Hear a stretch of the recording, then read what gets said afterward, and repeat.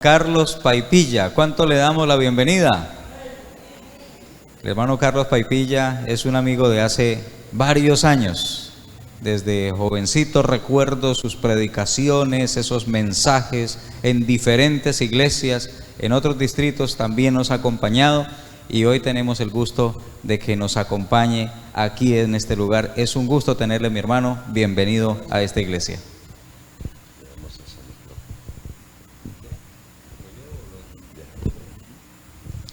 Bien, hermanos, buenas noches. Vamos a inclinar el rostro y vamos a orar. Amado Padre que está en el cielo, estamos aquí reunidos con el propósito de abrir tu palabra y estudiarla. Por lo tanto, pedimos la dirección del Espíritu Santo para que abra nuestra mente y nos ayude a entender el tema de esta noche y de toda esta semana. Bendiga esta congregación, prepara a tu pueblo para lo que pronto ha de venir sobre el mundo, Señor. Danos tu bendición y tu compañía preciosa. Lo agradecemos en el nombre y en los méritos santos del Señor Jesús. Amén. Amén. Podemos tomar asiento. El capítulo 2 del libro de Daniel tal vez es una de las profecías más conocidas de este libro. Desde pequeñitos a los niños se les enseña allí en la escuela de los niños la profecía de Daniel 2. ¿Quién no recuerda que la cabeza de oro representaba a Babilonia, que el pecho y brazos de plata representaba a Medo-Persia, que el vientre y muslos de bronce representaba a Grecia, que las piernas de hierro representaban a Roma, que los pies en parte de hierro, barro cocido de alfarero, representaban la división de Roma? O sea, para nosotros, hermanos, para los adventistas, esta tal vez es la profecía más conocida del libro de Daniel. Sin embargo, hay un detalle que quizá poco se toca o nunca se toca.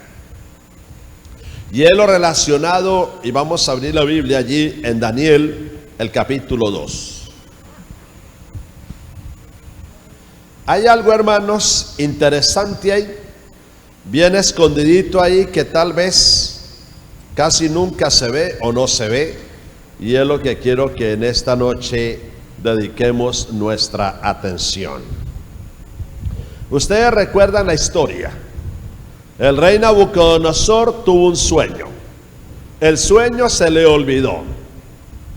Y cuando ninguno de sus sabios o adivinos o magos se lo pudieron adivinar, porque él quería que se lo adivinaran, el rey se enfureció y mandó matar a todos los sabios de Babilonia. Entre ellos caía el profeta Daniel y sus 3 compañeros. Sin embargo, Daniel pidió un plazo y el plazo le fue otorgado. Y esa noche Daniel fue con sus 3 compañeros, oraron al Señor y el Señor hizo el milagro. Le mostró el sueño a Daniel que la noche anterior había tenido el rey Nabucodonosor.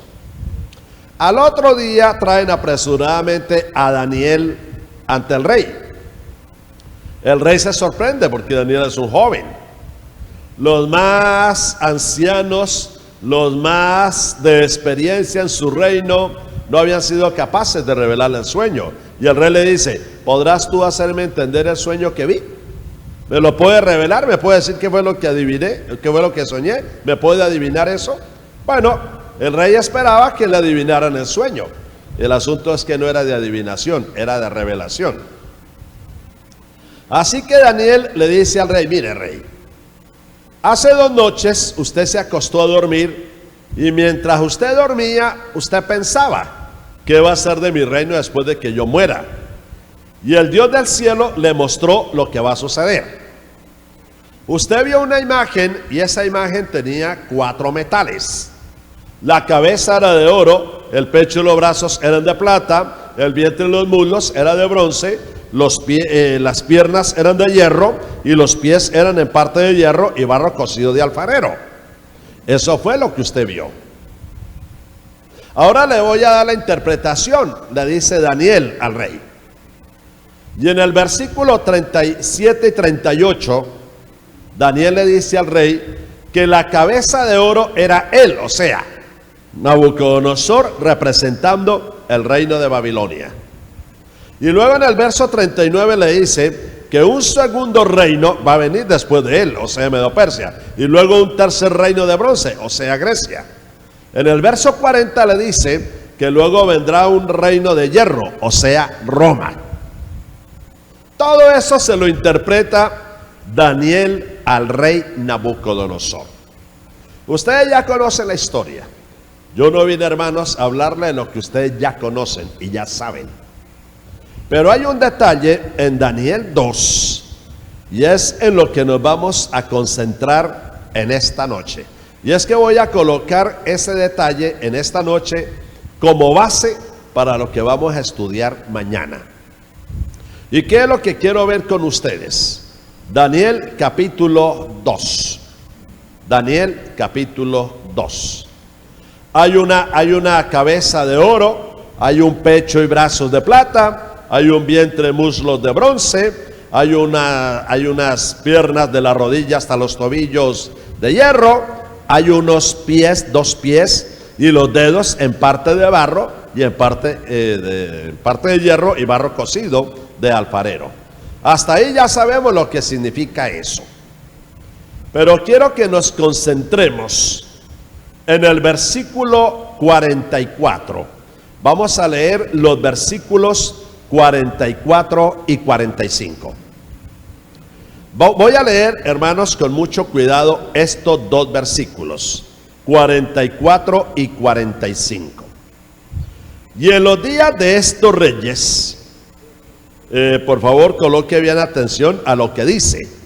Y en los días de estos reyes, el Dios del cielo levantará un reino que no será jamás destruido, ni será el reino dejado a otro pueblo.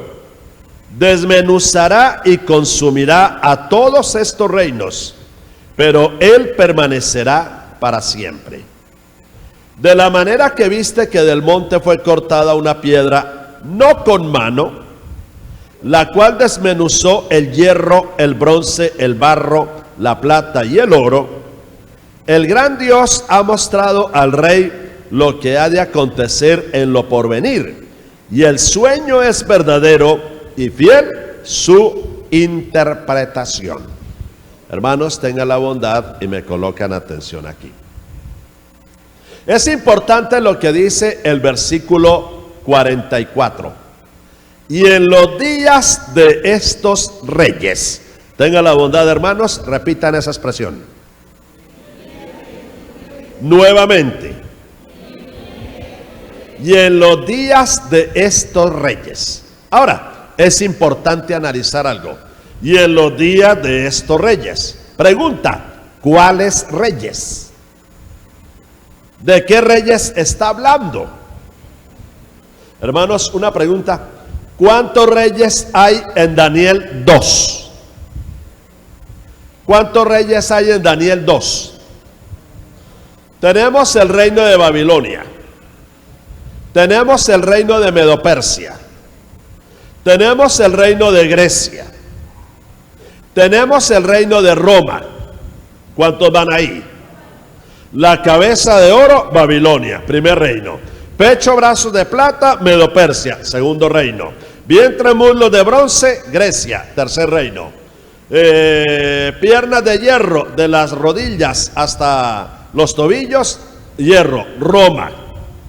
Ahora, los pies son parte de hierro, o sea que Roma sigue en los pies. Y parte de barro cocido de alfarero. ¿Y en qué rematan, hermanos? ¿En qué rematan los 2 pies? ¿En qué rematan? ¿En qué rematan? ¿Qué tiene usted en la punta de los 2 pies? Pues los dedos. ¿En qué remata la imagen, hermanos? ¿En qué remata? En los 10 dedos. ¿Y qué representan los 10 dedos? Si hemos de seguir la misma secuencia de Daniel 7, donde el león es Babilonia, donde el oso es Medo-Persia, donde el leopardo es Grecia y la bestia espantosa Roma, sigue el mismo orden de Daniel 2. Y si los 10 cuernos significan que de Roma se levantarán 10 reinos, entonces significa que los 10 dedos de los 2 pies también simbolizarían ¿qué cosa? 10 reinos. Pregunta, ¿me estoy haciendo entender? ¿Vamos bien hasta ahí? Entonces tenemos 4 reinos: cabeza de oro, Babilonia; pecho, brazos de plata, Medo-Persia; vientre, muslos de bronce, Grecia; piernas de hierro, Roma. ¿Y cuántos dedos hay en los pies?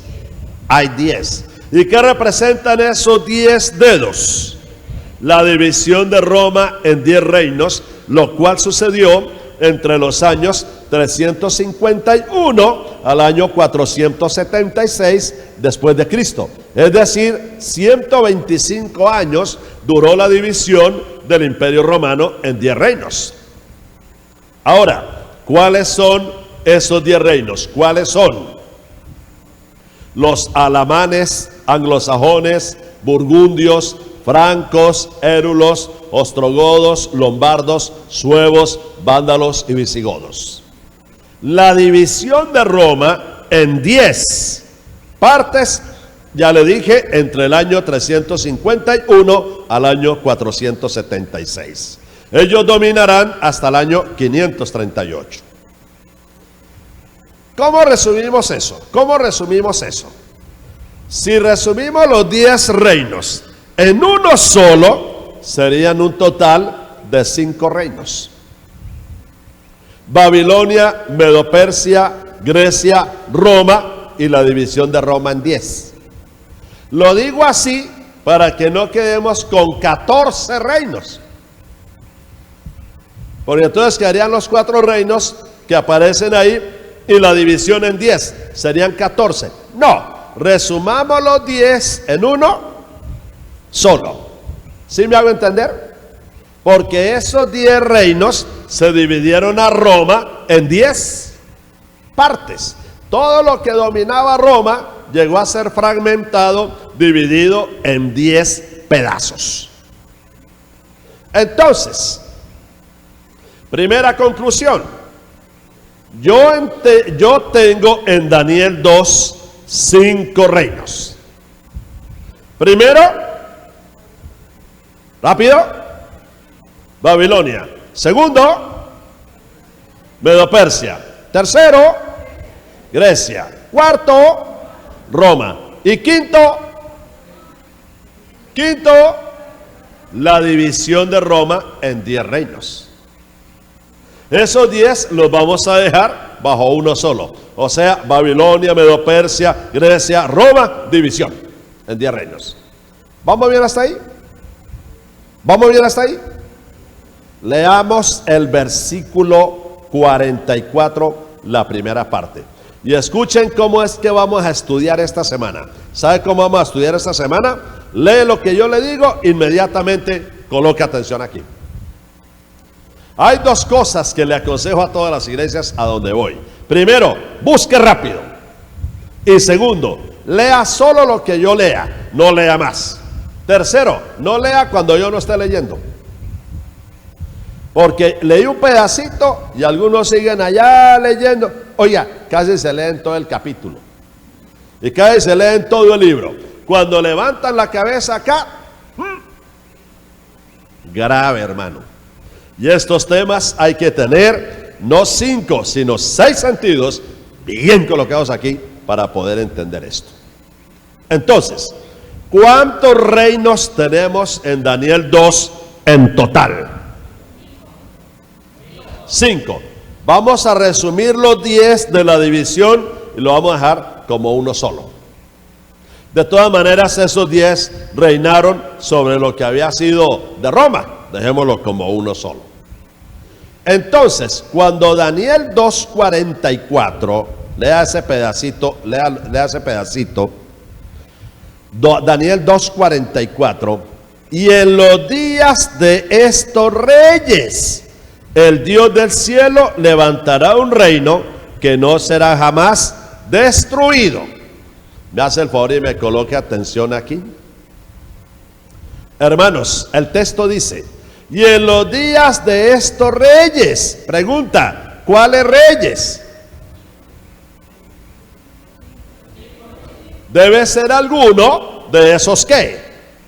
De esos 5. Es que el texto dice, y en los días de estos reyes.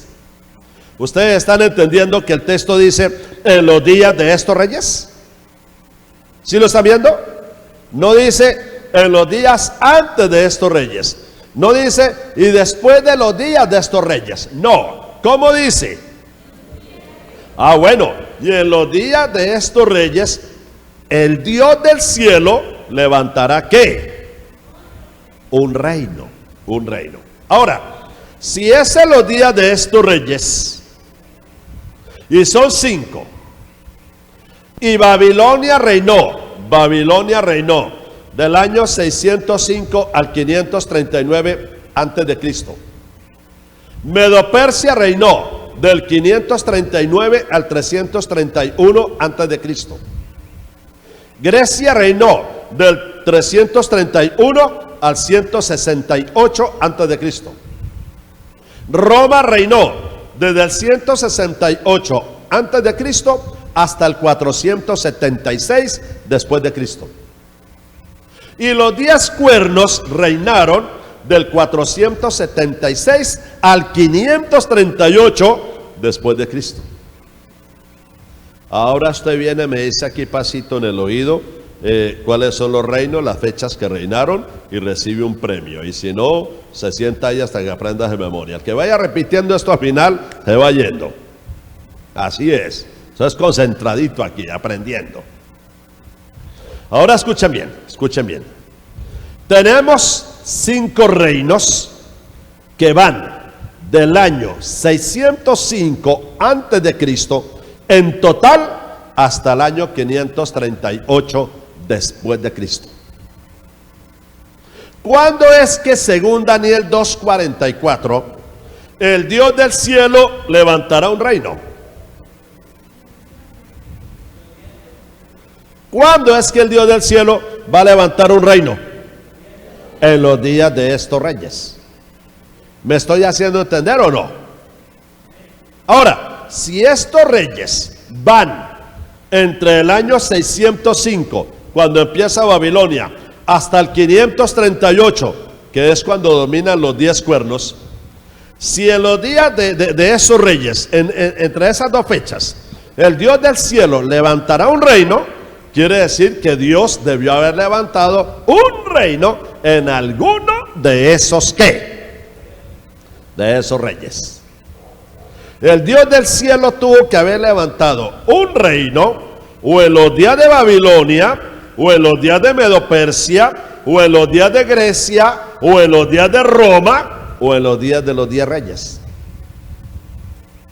Pregunta, ¿me estoy haciendo entender? ¿Estamos entendiendo lo que quiero decir? Porque es que el texto es claro. Y en los días de estos reyes, y está nombrando a esos reyes, está nombrando Babilonia, Medo-Persia, Grecia, Roma, la división de Roma. En los días de esos reyes, el Dios del cielo debe levantar un ¿qué? Un reino.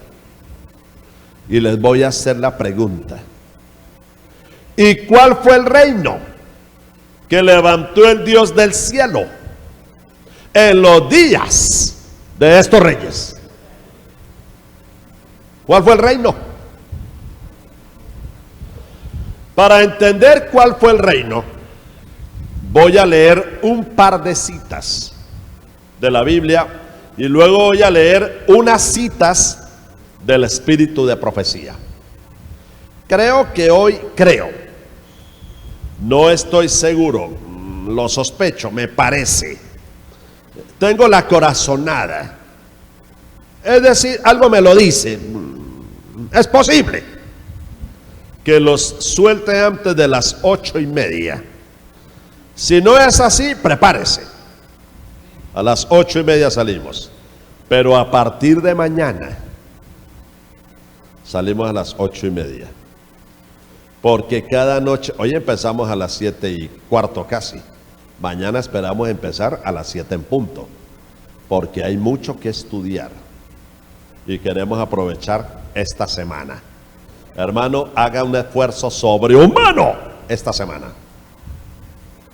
Cuidado con escucharle por ahí la voz a aquel. ¿Cómo va a ir esta semana? ¿Se va a aguantar 1:30 ya? Aproveche. Esto no es de todos los años, ni de todo el año. Vamos a leer un par de citas bíblicas del Nuevo Testamento. Vamos a leer primero que todo Hebreos 4:16. Busque por favor, vamos a averiguar. En los días de estos reyes, el Dios del cielo levantará un reino. Hebreos 4:16. En caso de que no salgamos a las 8:30, no se vaya a preocupar. Fue que calculé mal el tiempo. Ya está, hermanos, Hebreos 4:16. ¿Cómo tienen que buscar eso? Rapidísimo. Rapidísimo. Hebreos 4:16. Mire lo que dice el apóstol Pablo. Mire lo que dice. Acerquémonos pues confiadamente. ¿A dónde, hermanos? Al trono de la gracia, para alcanzar misericordia y hallar gracia para el oportuno socorro. Colóquenme atención aquí. Acerquémonos pues confiadamente. ¿A dónde, hermanos? Al trono de la gracia. Acerquémonos. ¿Usted en qué tiempo entiende la expresión acerquémonos? ¿En qué tiempo? Presente, ahora. Acerquémonos ya, ahora, en este tiempo, en este momento. Acerquémonos pues confiadamente al trono de la gracia. Ahora, si hay un trono, ¿quién se sienta en un trono? Un rey. Si hay un rey, quiere decir que tiene ¿qué? Tiene un reino. ¿Sí me hago entender? Pablo dice, acerquémonos pues confiadamente al trono de la gracia. Quiere decir que en los días de San Pablo ya había ¿qué cosa? Ya había ¿qué cosa? Había un reino de la gracia. ¿Estamos entendiendo eso o no? Porque Pablo dice, acerquémonos pues confiadamente al trono de la gracia. Lo que quiere decir es, hermanos, ya hay un trono de la gracia. Acerquémonos pues confiadamente a ese trono. Es decir, a ese reino. Ahora voy a leer otro texto. Mateo 25:31. Vamos a buscar Mateo 25. Ya lo tengo aquí, hermanos. Hace rato lo estoy esperando. Rápido que nos va el tiempo. Mateo 25:31. ¿Ya está? Mire lo que dice Mateo 25:31. Cuando el Hijo del Hombre venga en su gloria. ¿Cuándo, hermanos? ¿Cuándo? Cuando el Hijo del Hombre venga en su gloria. Y todos los santos ángeles con él. Mire lo que dice aquí. Entonces se sentará en su trono. ¿De qué? ¿En su qué, hermano? ¿Se sentará dónde? En su trono de gloria. ¿Qué implica la existencia del trono de gloria? Que debe haber un reino de gloria. Pero ¿cuándo es que se establecerá ese reino de la gloria?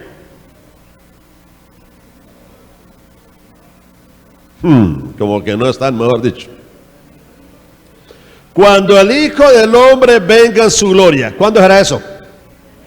En su segunda venida. Y todos los santos ángeles con él. Entonces se sentará en su trono de gloria. O sea que si hay un trono de gloria, ¿qué debe haber? Un reino de gloria. ¿Estamos entendiendo o no? Uy, hermano, usted tiene que entender mucho esto, porque mañana vamos a estudiar más allá, eso en Apocalipsis, más hacia el fondo. Hoy estoy colocando bases para entender mejor el tema de mañana. Entonces, dice Hebreos 4:16, acerquémonos pues confiadamente al trono de la gracia. Ya hay un qué, ya hay un qué, ya hay un reino de la gracia. Pero cuando el Hijo del Hombre venga en su gloria y todos los santos ángeles con él, entonces se sentará en su trono de gloria. O sea que hay otro qué, hay otro reino. ¿Cómo se llama ese? El reino de la gloria. ¿Cuándo será establecido? Cuando Cristo venga por segunda vez. Hermano, o sea que Cristo tiene dos reinos. Parece que sí. El de la gracia, que en los días de Pablo ya estaba, porque Pablo dice, acerquémonos confiadamente. Y el de la gloria, que será cuando Cristo ¿qué? Venga, porque cuando el Hijo del Hombre venga, se sentará en su trono de gloria. Hay otro texto por aquí que refuerza esto, en Mateo capítulo 19. Mateo capítulo 19. El Señor Jesús dijo en el versículo 28, Mateo 19, 28.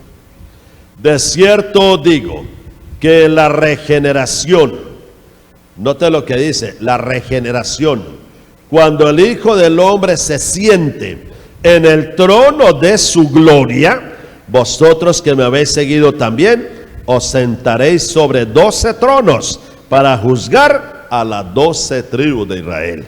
Va a llegar el momento en que Cristo se sentará en su trono de gloria. O sea que todavía no es el reino de gloria. Hasta ahora, ¿en qué reino creo que debemos estar? En el de la gracia. Ahora les voy a hacer la pregunta. ¿No será, hermanos, que el reino de la gracia es el reino al que se refiere Daniel 2:44 cuando dice, en los días de estos reyes el Dios del cielo levantará un reino? ¿Será el reino de la gracia? Porque el reino de la gloria va a ser establecido es cuando el Hijo del Hombre venga, y todavía no ha venido. En cambio, el Dios del cielo levantará un reino. ¿Cuándo? ¿Cuándo? En los días de estos reyes. ¿Y de qué reyes estamos hablando en Daniel 2? ¿Y cuáles son esos 5? Estamos hablando o de Babilonia, o de Medo-Persia, o de Grecia, o de Roma, o de la división de los 10 reinos. En los días de alguno de esos, el Dios del cielo tuvo que haber levantado, ¿qué cosa? Un reino. ¿Me estoy haciendo entender? Voy a leer un par de citas que tengo aquí del libro El conflicto de los siglos. Y deseo, hermanos, que estén concentraditos en lo que voy a leer aquí. Bien concentraditos. Espero que nadie se me esté distrayendo. Espero que nadie esté allá pensando nada. ¿Y ese hermano de dónde será? Oiga, hace 17 años yo estuve predicando aquí en esta iglesia una semana. Yo sé que no se acuerdan. Y a lo mejor lo que les enseñé en esa ocasión ya olvidó también. Soy natural de la ciudad de Sogamoso, Boyacá. O sea, les digo eso es para que no se vayan a distraer si están pensando de dónde será. Ya, tranquilos. Hoy me vine de Arauca. Con esta llevo 4 semanas por aquí. Para que de pronto no se vayan a distraer allá pensando de dónde vendrá. Vengo de Arauca. Nací el 21 de octubre del 60, como quien dice voy a cumplir 58 años, para que no van a distraer. ¿Y cuántos años tendrá? O sea, les voy sacando las dudas por si de pronto eso los distrae. Lo que necesito es que estén aquí súper concentrados.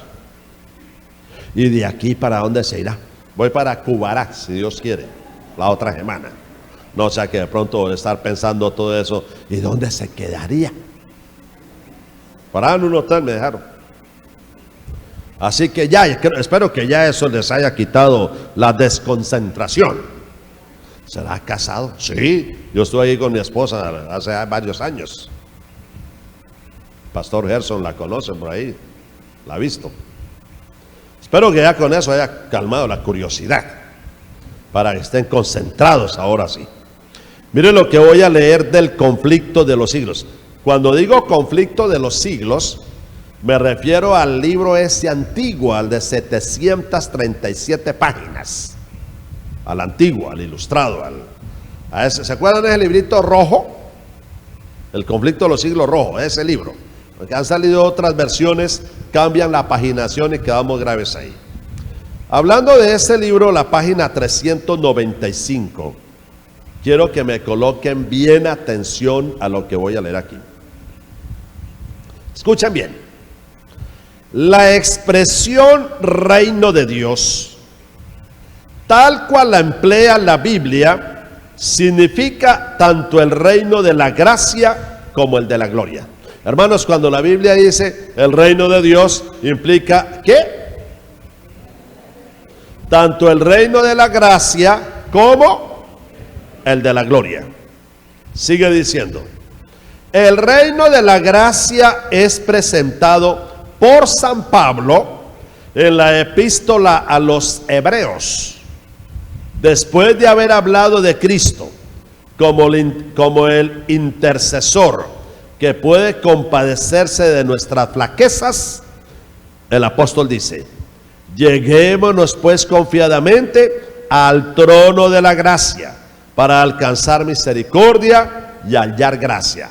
¿Dónde acabamos de leer eso? En Hebreos 4:16. Oigan bien lo que voy a seguir leyendo.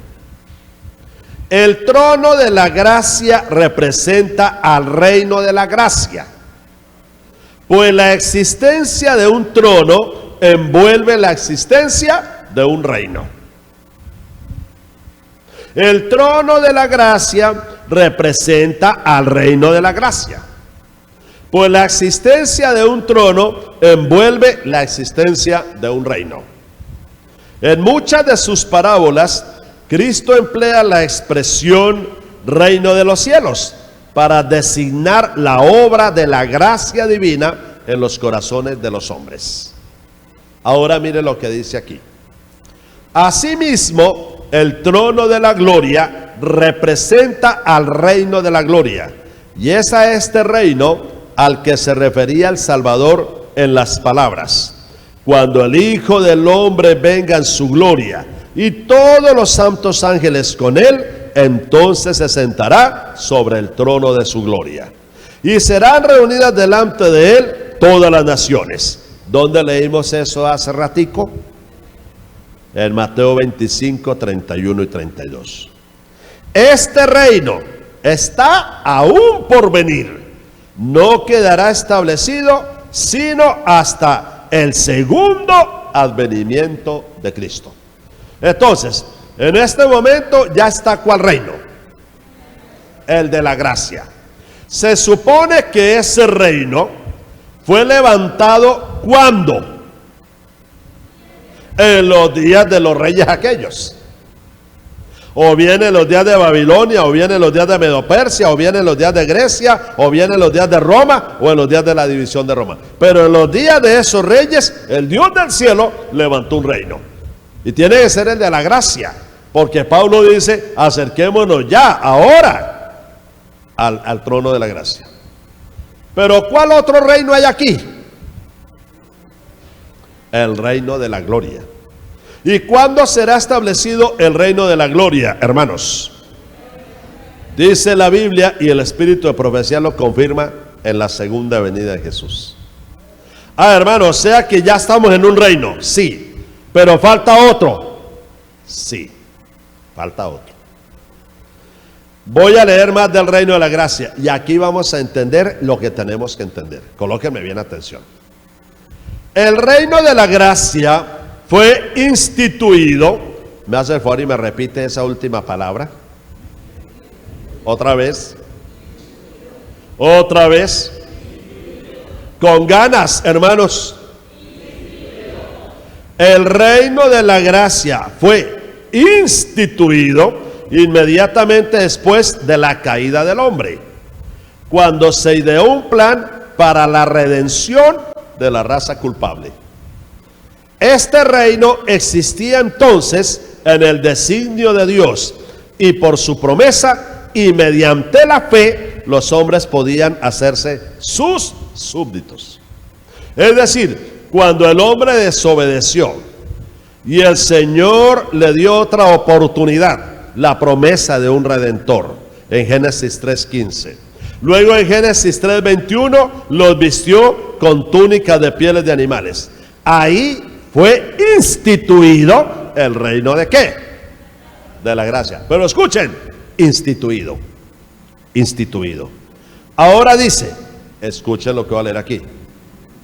Sin embargo, ¿qué cosa? Sin embargo, no fue establecido, repitan esa palabra, otra vez, por tercera vez. Sin embargo, aunque fue instituido en el Edén el reino de la gracia, sin embargo, no fue establecido en realidad, sino hasta la muerte de Cristo. ¿Desde cuándo estaba instituido el reino de la gracia? Desde el Edén. Pero aunque ya estaba instituido por la promesa de Dios, y los hombres se hacían súbditos de ese reino por la fe, mediante los sacrificios de animales y mediante los servicios del santuario, aunque eso ya estaba instituido y ellos se hacían súbditos por medio de símbolos, en realidad ese reino no quedó establecido sino hasta ¿cuándo? Hasta la muerte de Cristo.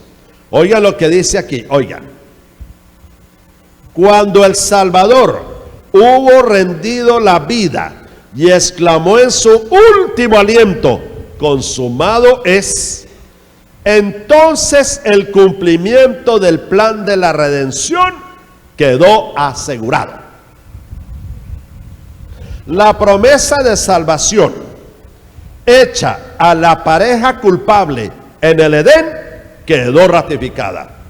El reino de la gracia, que hasta entonces existiera por la promesa de Dios, quedó establecido. Pregunta: entonces, ¿cuál es el reino que Dios levantó en los días de estos reyes? El reino de la gracia.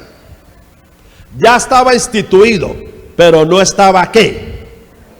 No estaba establecido.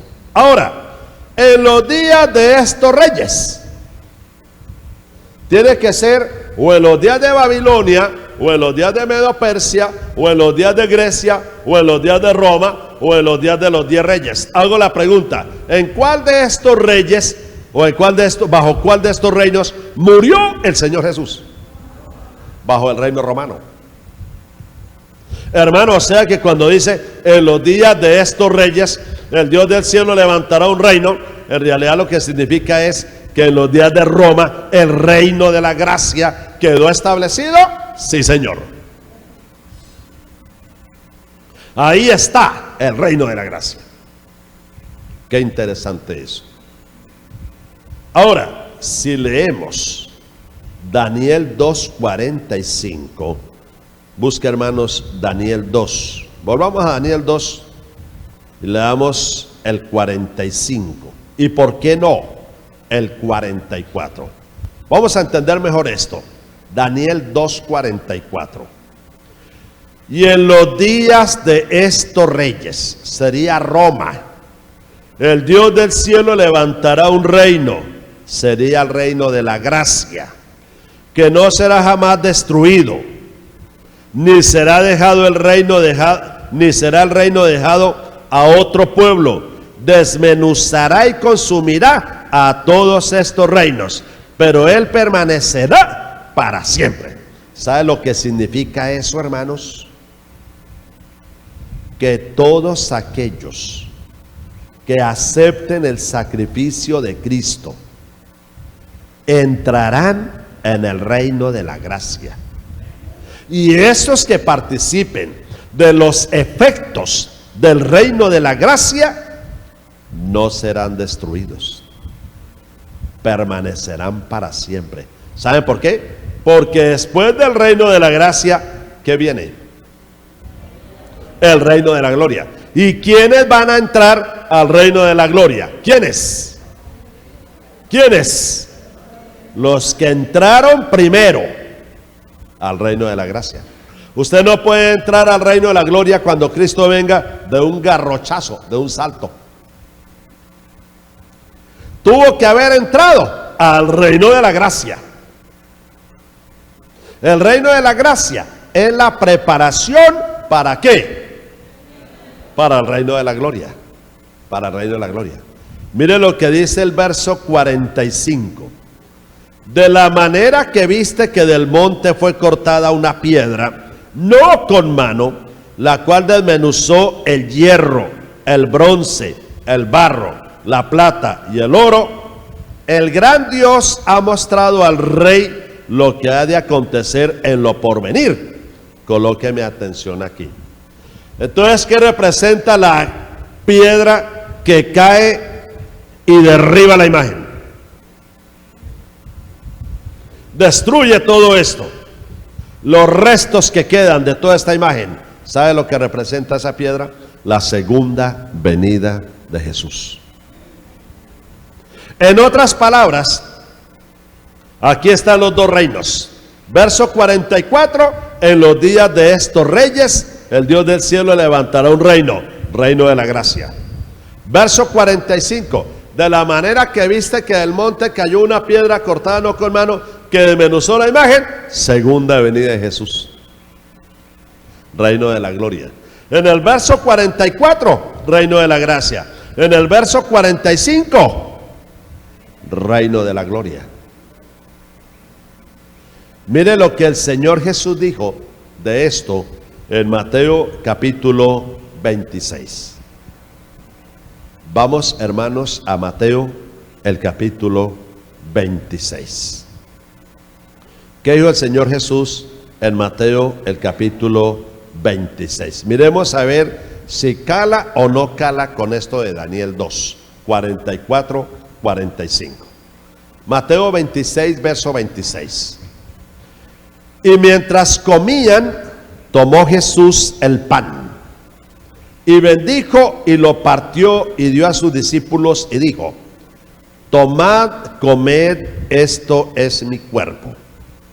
Y tomando la copa y habiendo dado gracias, les dio diciendo: bebed de ella todos, porque esto es mi sangre del nuevo pacto, que por muchos es derramada para remisión de los pecados. Hermanos, una pregunta. ¿Qué estaba instituyendo, qué estaba anunciando el Señor Jesús con la última cena, el partimiento del pan y el vino? Su muerte. Y con la muerte de Jesús, ¿qué estaba estableciendo en realidad? El reino de la gracia. La última cena o la santa cena de Jesús con sus apóstoles es un establecimiento del reino de la gracia en figura, en símbolo. Cuando Él muere, ahora el símbolo del pan va a la realidad. Cristo es la realidad. El símbolo del vino va a la realidad. La sangre de Cristo es la realidad. En la Santa Cena se está simbolizando el establecimiento del reino de la gracia. Cuando Jesús muere en la cruz, consumado es. Padre, en tus manos encomiendo mi espíritu. Ahí queda establecido lo que durante 4000 años había sido, o desde que hacía 4000 años había sido instituido. Primero instituido, luego anunciado y por último establecido, el reino de la gracia. Pero mire como el Señor dice el último versículo aquí, Mateo 26, 29. Yo digo que desde ahora no beberé más de este fruto de la vid, hasta aquel día en que lo beba nuevo con vosotros. ¿En dónde, hermanos? En el reino de mi Padre. Oiga, interesante eso. Cuando Él dice, no beberé más de este fruto de la vid con el cual estoy estableciendo el reino de la gracia, hasta que lo beba de nuevo con ustedes en el reino de mi Padre. Oiga, ¿cuál es el reino del Padre aquí? ¿A qué reino se refiere? Al reino de la gloria. O sea, en la Santa Cena quedó establecido el reino de la gracia y al mismo tiempo quedó anunciado el reino de la gloria. Con razón Pablo dice en 1 Corintios 11 que cada vez que coméis este pan y cada vez que bebéis este vino, la muerte del Señor anunciáis hasta que Él venga. Todo aquel que acepta a Cristo como su Salvador personal entra al reino de la gracia. Y cada vez que participamos de la Santa Cena, participamos del reino de la gracia. Mantenemos esa esperanza viva, hasta que venga Cristo y nos lleve al reino de su Padre, allí a participar del reino de la gloria. Oiga, hermanos, una pregunta. ¿Cuál fue el primer ser humano? ¿Cuál fue el primer ser humano que entró al reino de la gracia? No instituido, como estaba anunciado en símbolos, sino directamente al real, ya al establecido. ¿Cuál creen ustedes que fue el primero que entró ya al reino de la gracia, establecido ya, con la muerte de Jesús? El ladrón en la cruz. ¿Qué fue lo que dijo el ladrón? ¿Qué fue lo que le dijo el ladrón al Señor Jesús? ¿Qué fue lo que le dijo? Señor, acuérdate de mí cuando vengas en tu reino. Pregunta, ¿a cuál reino se está refiriendo el ladrón? Al de la gloria. Oiga, curioso, interesante eso. Ese ladrón sabía que Jesús iba a volver. Ni siquiera los apóstoles. Los apóstoles estaban destrozados, otros escondidos, desilusionados y decepcionados. Los sacerdotes satisfechos por lo que habían logrado. El pueblo confundido. Pero en medio de toda esa marejada de gente, el único que llamó a Jesús Señor y que lo reconoció como Señor, que iba a volver, fue el ladrón, hermanos. No el buen ladrón, como lo llaman, porque para buen ladrón eso es lo que hay hoy día, buenos ladrones. No, ese es que el buen ladrón. El ladrón arrepentido, el ex ladrón. Y Jesús le dijo, de cierto te digo hoy. No que hoy. Ese que hay que sacarlo de ahí, porque ese que no está en el original griego, es un vocablo agregado ahí. Ese texto de Lucas 23, 43 se puede leer de tres formas diferentes y se las voy a decir cuáles son. Colóquenme atención, hermanos. Si no estoy leyendo, no lea. Si no me vio buscar, no busque. Coloque atención. Jesús le dice al ladrón: de cierto te digo que hoy estarás conmigo en el paraíso. Hay un problema con eso, y es que el vocablo que no está en el original griego, fue agregado ahí. Entonces descarto esa posibilidad. Hay otra forma que Jesús pudo haberle dicho al ladrón: de cierto te digo, hoy estarás conmigo en el paraíso. Quedaría casi igual que si estuviera el que ahí. Igual.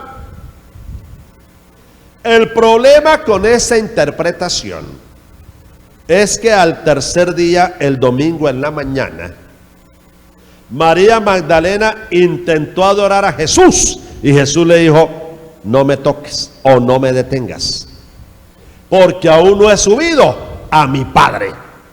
Entonces, si el domingo en la mañana el Señor Jesús todavía no había subido al Padre, al tercer día de haber muerto, todavía no había subido al Padre, ¿cómo iba a llevar al ladrón 2 días atrás? ¿Cómo le iba a decir: de cierto te digo, hoy estarás conmigo en el paraíso, cuando el domingo todavía él no había ido al paraíso? Una tercera forma de leer el texto sería: Jesús le dijo: de cierto te digo hoy.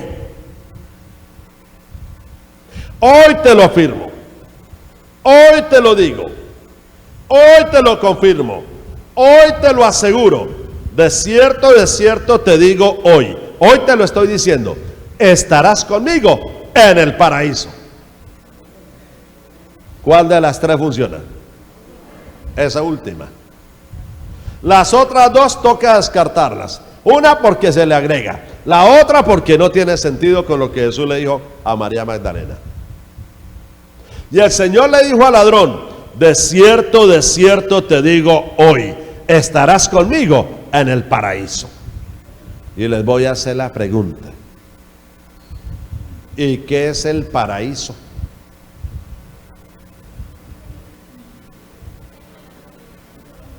No, cuando Jesús viene en la gloria de su Padre, se sienta en su trono de gloria. Mañana les voy a explicar un poquito más a fondo eso, si Dios quiere. Mañana les voy a hablar un poquito de las bodas del Cordero, que tiene que ver con eso.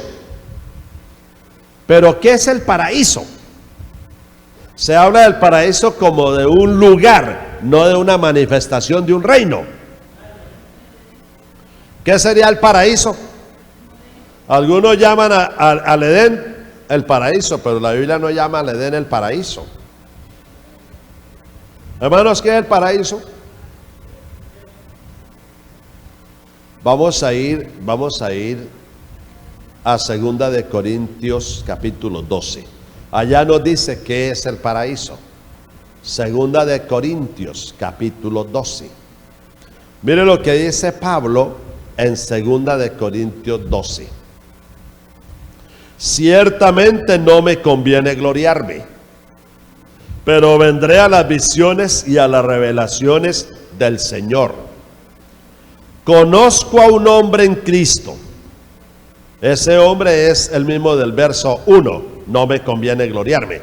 Como no se quiere gloriar, habla de él mismo como una persona en segundo lugar, no que es él, como si fuera una segunda persona, como si fuera otro, pero es el mismo. Conozco a un hombre en Cristo que hace 14 años, si en el cuerpo no lo sé, si fuera del cuerpo no lo sé, Dios lo sabe, fue arrebatado. ¿Hasta dónde? ¿Hasta el qué? Hermanos, ¿cuántos cielos hay? Hay 3. Según Apocalipsis 19, 18 o 17, Apocalipsis 19, 17, 18, el primer cielo es donde vuelan las aves. Según Apocalipsis 6, 12 y 13, el segundo cielo es el espacio, el cosmos. Y según Apocalipsis 4, 1 al 3, el tercer cielo es donde está el trono de Dios. Y Pablo dice, fue llevado hasta el tercer cielo. Verso 3, 2 Corintios 12, 3. Y conozco al tal hombre, si en el cuerpo o fuera del cuerpo no lo sé, Dios lo sabe, que fue arrebatado, ¿a dónde?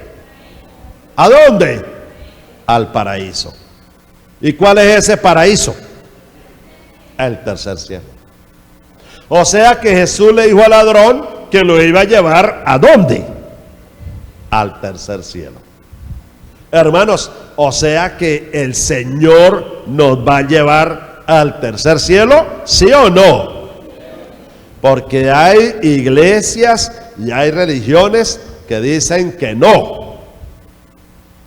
Y cuando uno les dice que uno va a ir al cielo, se ríen de uno. Y lo ven como un pobre ingenuo, pobrecitos. Pero si nosotros no vamos a ir al cielo, entonces, ¿qué quiere decir Juan 14, 1 y 2? Vamos a leerlo. Ustedes se lo saben de memoria, pero vamos a leerlo. San Juan 14, 1 y 2. El Señor Jesús dijo lo siguiente: no se turbe vuestro corazón. Creéis en Dios, creed también en mí. O sea que aquí Cristo está afirmando su divinidad, porque está poniendo en el mismo nivel del Padre. ¿Creéis en Dios? Creed también en mí. Como quien dice, yo soy tan divino, soy tan Dios como Él. En la casa de mi Padre, muchas ¿qué? Bueno, si no vamos a ir al cielo,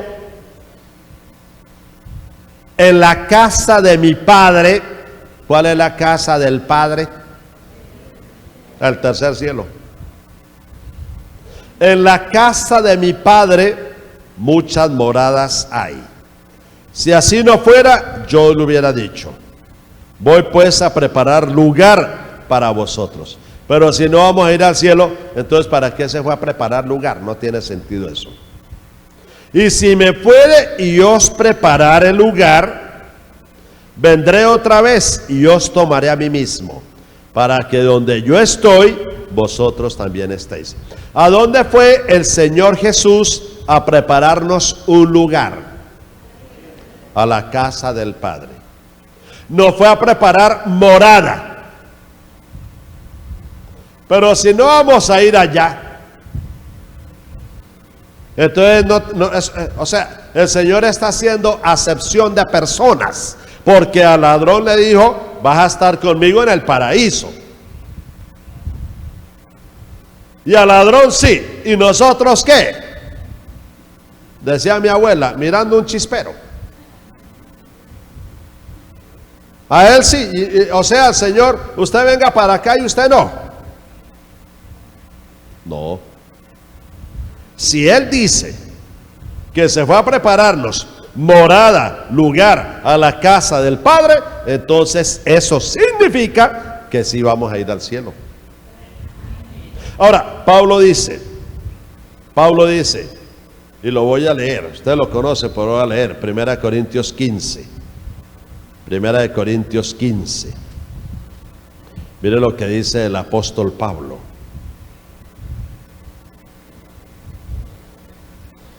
Voy a leer el 50, verso 50.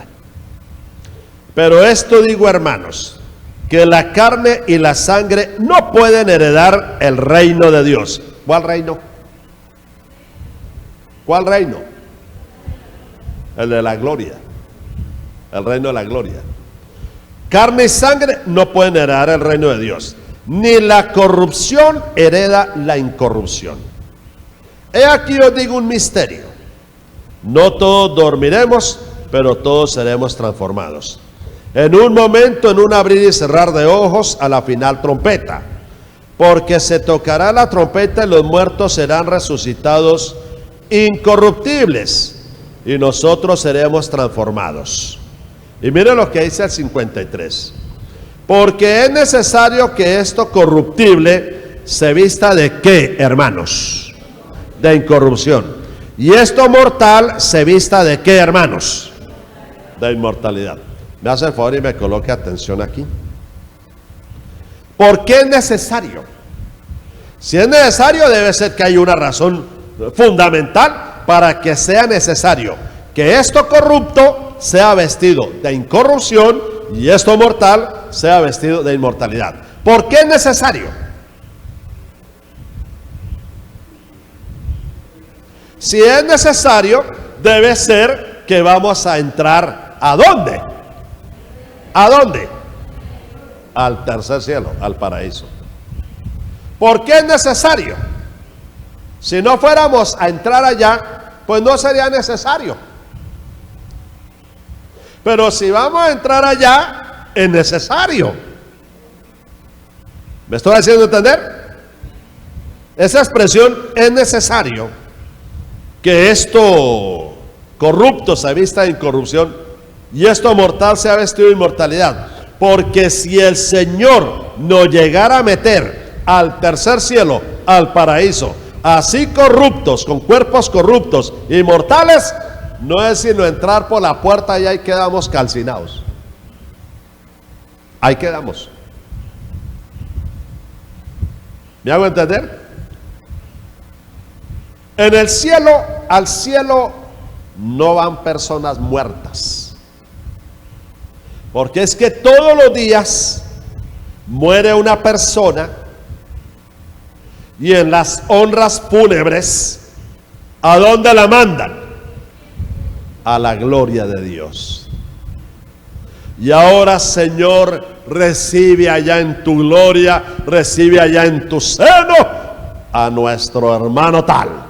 Y yo hoy miro, uy, se fue, muestra a ver. No, ahí está en el cajón.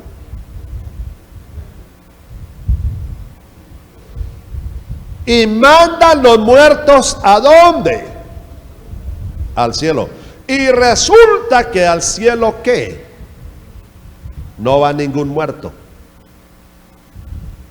Dios se llevó a Enoc, pero lo transformó y lo trasladó vivo.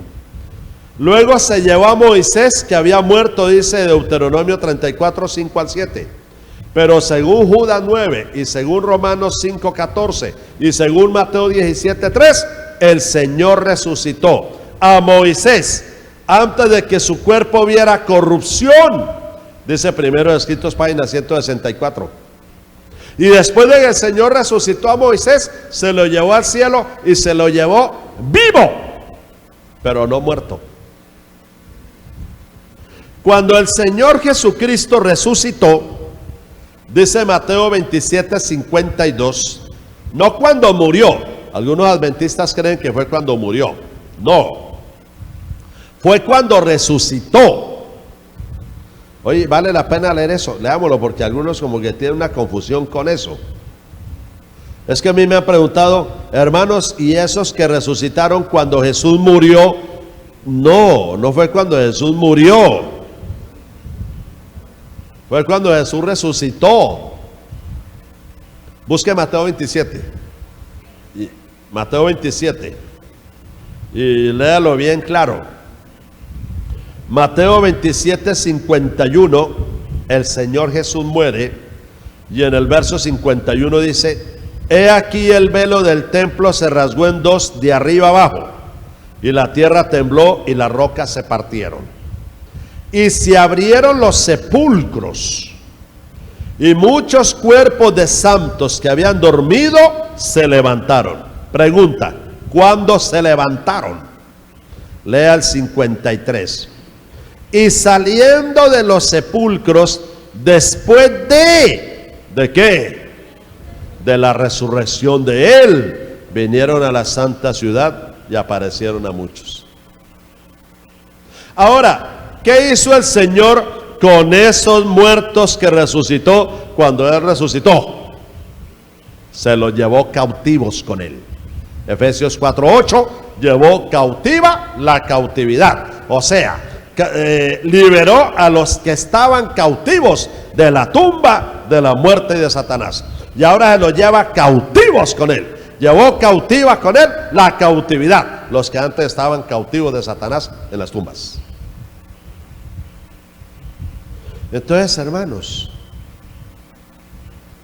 al cielo no van muertos. Porque hay personas que se les murió un ser querido y se tranquilizan y se calman y se consuelan creyendo que están en el cielo. No, no es que están muertos ahí. Y a los 5 años vaya, abre la tumba y saca los huesos. No se fue. El Señor se llevó a Enoc, el Señor se llevó a Moisés después de resucitarlo, el Señor se llevó a Elías, el Señor se llevó a los que resucitó con él, se lo llevó, como decimos nosotros, en cuerpo y alma. Con razón que cuando el Señor resucitó a Lázaro, en San Juan 11, le dijo: Lázaro, ven fuera. Interesante eso. Con razón que no le dijo: Lázaro, baja de arriba. No le dijo eso. Tampoco le dijo: Lázaro, suba de abajo. No. Con razón que la Biblia dice en Hechos 2:29. Uy, les aconsejo que lean ese texto. Les aconsejo que lean Hechos 2:29. Hechos, el capítulo 2 y el versículo 29. Léanse ese texto. Mírenlo, no lo va a leer todo, un pedacito. Hechos 2:29.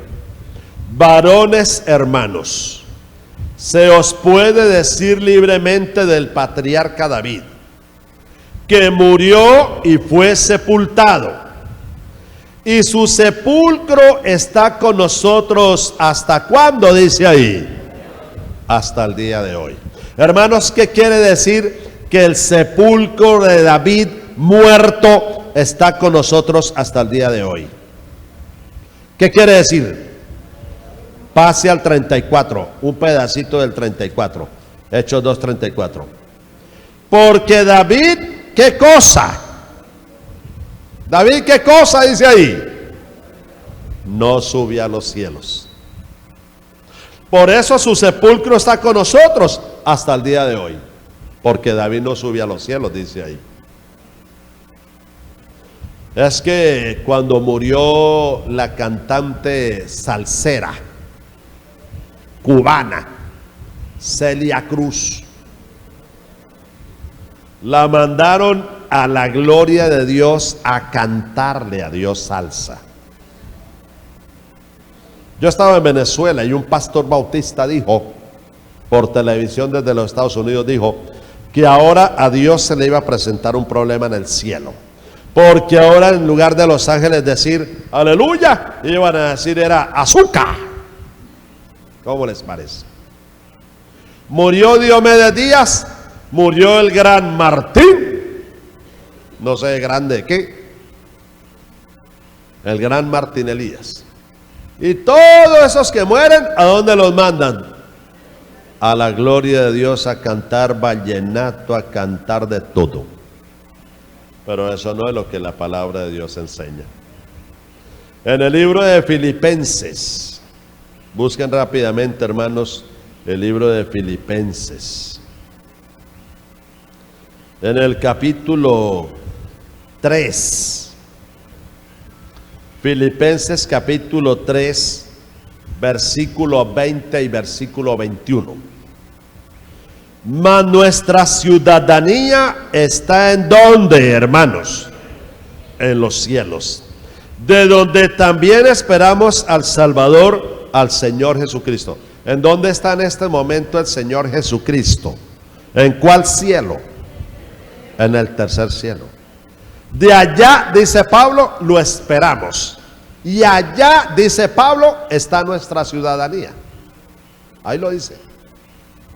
El cual transformará el cuerpo de la humillación nuestra para que sea semejante al cuerpo de la gloria suya.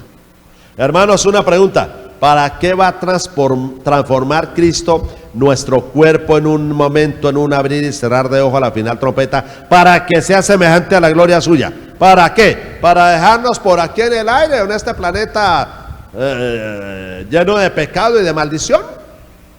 No, porque es necesario que esto corruptible sea vestido de incorrupción y esto mortal sea vestido de inmortalidad. ¿Para qué? Para poder entrar al tercer cielo. ¿Y cómo se llama el tercer cielo? El paraíso. ¿Y con quién nos vamos a encontrar allá? Con el ladrón. La promesa es tanto para él como para nosotros también. Hermanos, creo que se está acercando rápidamente, creo que se está acercando el reino de la gloria. Y a mí me da la impresión que a medida que se está acercando rápidamente el reino de la gloria, me parece que como que está desapareciendo rápidamente el reino de la gracia. Todavía hay gracia, pero los seres humanos como que cada día se endurecen más. Cada día miles, cada año millones de seres humanos pasan a la eternidad sin haber hecho una preparación para el reino de la gloria. ¿Para qué es el reino de la gracia? Para prepararnos para el otro reino. Para eso es el reino de la gracia. Debemos estar preocupándonos por formar un carácter para el reino de la gracia, de la gloria. Estamos en el reino de la gracia formando un carácter para el reino de la gloria. Se está terminando el reino de la gracia. Y mañana les voy a dar un tema donde termina exactamente el reino de la gracia en el libro de Apocalipsis. Y cuando Cristo recibirá el reino de la gloria. La sierva de Dios termina diciendo, deseado toda la gente, es página 201. Termina diciendo, así como el mensaje del primer advenimiento de Cristo anunciaba el reino de su gracia, el mensaje de su segundo advenimiento anuncia el reino de su gloria. El segundo mensaje, el reino de su gloria, como el primero, el reino de su gracia, está basado en las profecías. Y no confundamos profecías con señales. El aumento de la violencia, el aumento del homosexualismo, el aumento de los problemas sociales en las naciones, como está Venezuela, como está Nicaragua, como está Siria. Eso no son profecías, eso son señales. Pero la visita que va a ser 3 años, ahorita en septiembre, le hizo el Papa al Congreso de los Estados Unidos. Esa es la última profecía que yo he visto cumplirse de Apocalipsis 13, que acercó grandemente al papado con el protestantismo. Eso es una profecía. Señales y profecías están anunciando el pronto regreso de Jesús, el pronto establecimiento del reino de la gloria. Entonces pregunto, en los días de estos reyes, el Dios del cielo levantará un reino. ¿Cuál fue ese reino? ¿En los días de cuál rey lo levantó? En los días de Roma, cuando murió Cristo y el reino de la gracia quedó establecido. Y de la manera que viste que del monte fue cortada una piedra no con mano, la cual va a destruir todo esto, está anunciando el reino de ¿qué? De la gloria. ¿Cuántos están ya aceptaron, ya son súbditos y ya son parte del reino de la gracia? ¿Cuántos? No dije cuántos son santos, porque ninguno lo somos. ¿Cuántos son perfectos, puros e inmaculados? Ahí toca guardar la mano entre el bolsillo. ¿Cuántos aceptaron ya, le entregaron su vida al Señor Jesús y están viviendo diariamente una vida de comunión con el Señor Jesús? Unos poquiticos vi las manos. Levántala bien, si ya lo hizo. Amén. Ya estamos en el reino de la gracia. Pero algunos todavía no han decidido entrar al reino de la gracia. Todavía hay gracia para el oportuno socorro, queridos. Mientras todavía haya vida, dice Eclesiastés 9:4, aún hay esperanza para todo aquel que está entre los vivos. Si hay algún amigo, una visita, alguien que nos acompaña, que todavía no ha tomado su decisión de entregarle su vida al Señor Jesús, querido, todavía está a tiempo. Dice Pedro, el apóstol Pedro, inspirado por el Espíritu Santo, que Dios no desea que ninguno se pierda, sino que quiere que todos procedamos al arrepentimiento y a la salvación. Si hay algún amigo esta noche, si hay alguna visita aquí con nosotros, el Señor le está diciendo que por favor se prepare pronto entrando al reino de la gracia. Que acepte a Jesús como su Salvador. Que le entregue su vida al Señor Jesús. Ay, pero es que yo estoy viviendo en pecado. Es que el Señor Jesús, uno le entrega la vida es para que se la arregle. Algunos dicen, es que cuando yo arregle mi vida, me entrego a Jesús. ¿Para qué entrega si ya la arregló usted? Pero nadie puede arreglar su vida. Solo el Señor Jesús puede arreglar nuestra vida. Y arreglar la vida no es casarme. Es que vivo en unión libre, voy a arreglar mi vida. Casarse no es arreglar la vida. No es que yo tengo un negocio y vendo cerveza. Cuando deje de vender cerveza, arregle mi vida, me bautizo. No, eso no es arreglar la vida. Arreglar la vida, pueden pasar 10 años, 20 años, 30 años, 40 años y todavía la vida no se ha arreglado. Porque queda el temperamento, queda el carácter, queda el genio, quedan muchos pensamientos, miradas. Todavía hay muchos gustos mundanos. Todavía nos falta. Ustedes de los que hace un mes, cuando eliminaron a Colombia del Mundial, ¿usted quedó bravo? Y ese árbitro, infeliz árbitro ese, le regaló el partido a Inglaterra, infeliz árbitro. Ahí todavía está grave, todavía falta. Está en el reino de la gracia, pero todavía le falta. Hermanos, el reino de la gracia tiene que espiritualizarnos. Así que toca entregarle la vida a Jesús como está. Él es el único que la puede arreglar. Y la vida al Señor Jesús no se le entrega una vez cuando uno bautiza. La vida se le entrega al Señor Jesús día tras día, momento tras momento. Levantándose tempranito, doblar rodilla, estudiar la palabra de Dios y manteniendo a Cristo en la mente. Eso es arreglar la vida.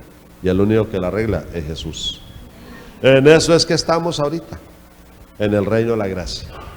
Si algún amigo, ¿hay algún amigo esta noche aquí con nosotros o todos son de la iglesia? ¿Hay alguna visita aquí que no es de la iglesia? ¿Hay alguna visita por aquí? Allí veo la mano de una dama. ¿Alguien más? Bueno, por esta querida dama que su nombre es Claudia. Voy a invitar a Claudia que se coloque de pie y el resto vamos a permanecer allí sentaditos. Gracias, Claudia. Inclinemos el rostro, hermanos, y oremos. Querido Padre Celestial, gracias porque desde el Edén tú instituiste un reino de la gracia. Pero con la muerte del Señor Jesús en los días de Roma, uno de esos reyes, de esos reinos, estableciste el reino de la gracia. Estamos dentro de ese reino. Imperfectos, pecadores, débiles, caídos, tentados. Pero ahí estamos y no nos queremos perder. Tenemos la decisión, estamos decididos de ir a la patria celestial. Ayúdanos a alcanzar ese blanco. Ayúdanos cada día a ponerte en serio, en primer lugar en nuestro corazón. Ayúdanos para que nadie nos pueda separar de ti. Ayúdanos para que cada día confirmemos más y más y más nuestra fe y nuestra confianza en ti. Bendiga a Claudia. Permite que Claudia sienta el poder del Espíritu Santo en su vida. Tú conoces la vida de ella. Conoces su hogar, su familia, su situación, sus necesidades. Pero especialmente oramos para que tú salves a Claudia. Para que el Espíritu Santo toque su mente y Claudia sea una luz para su familia. Y un día Claudia esté entregando su vida a Jesús y trayendo a su familia a los pies de Cristo también.